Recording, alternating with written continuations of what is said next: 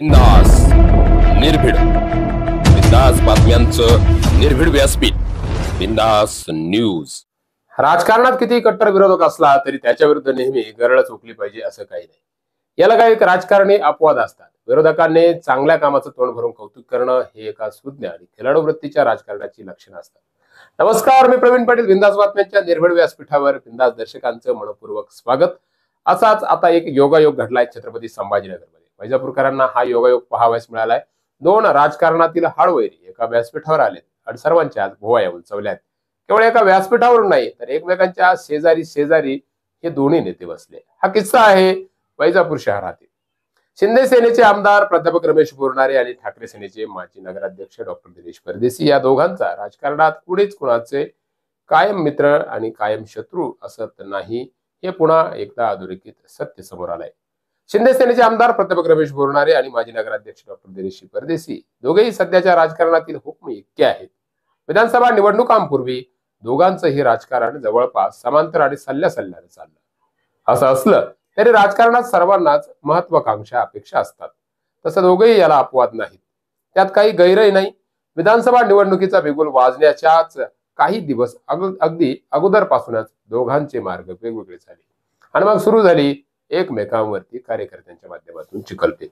निवडणुकीच्या धामधुमीत डॉक्टर परदेशींनी भाजपच्या कमळाला सोडचिठ्ठी देऊन ठाकरे सेनेची मशाल हाती घेतली, तर दुसरीकडे आमदार प्राध्यापक रमेश बोरनारेंनी आपला धनुष्यबाण हाती ठेवून ते आहेत त्याच ठिकाणी थांबले।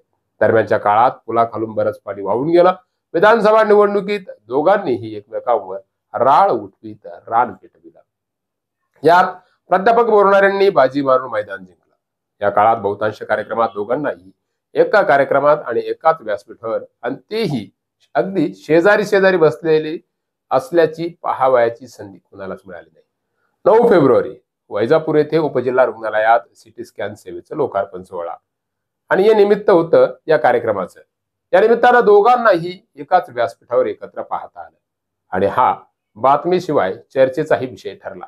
आमदार बोरनारे अगोदरच व्यासपीठावर येऊन विराजमान झाले। तदनंतर काही मिनिटांनी डॉक्टर दिनेश परदेशींचं आगमन झालं। व्यासपीठावर आगमन होताच बोरनारेंनी डॉक्टर या असं म्हणत साद घातल्याची चर्चा आहे। तेवढ्यात तात्परतेने डॉक्टर परदेशींनीही प्रतिसाद दिला आणि साद घातली आणि प्रतिसाद मिळाला। असंच काहीसं यावेळी झालं। आमदार बोरनारे ही सुकावले। डॉक्टर परदेशींनी आपल्या भाषणातून आमदारांनी केलेल्या पाठपुराव्यामुळे उपजिल्हा रुग्णालयात सिटी स्कॅन सेवा सुरू झाली ही बाब खरोखरच कौतुकास्पद म्हणावी लागेल असंही म्हटलं। याबद्दल शासनाचे त्यांनी जाहीर आभार असे गौरवोद्गार काढले। या गौरवोद्गारानं आमदार नक्कीच सुकावले असतील यात शंका नाहीये। राजकारणातील कट्टर विरोधक असूनही त्यांच्याबद्दल असं तोंड भरून कौतुक ऐकलं आणि तोंड भरून कौतुक करण्यासाठी ते काळीज आणि तितकेच मोठं मनही लागतं। डॉक्टर परदेशींनी बोरनाऱ्यांचं कौतुक करण्याची कोणतीही कसर सोडली नाही।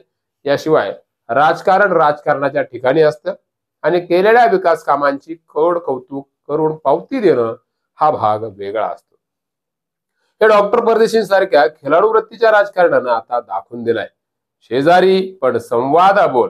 दोघंही एकमेका शेजारी बसलेले होते परंतु संवाद मात्र अबोल होता। दोघांच्या भावमुद्रेवरून मनात काहीतरी शिस्त आहे याची प्रचिती येते।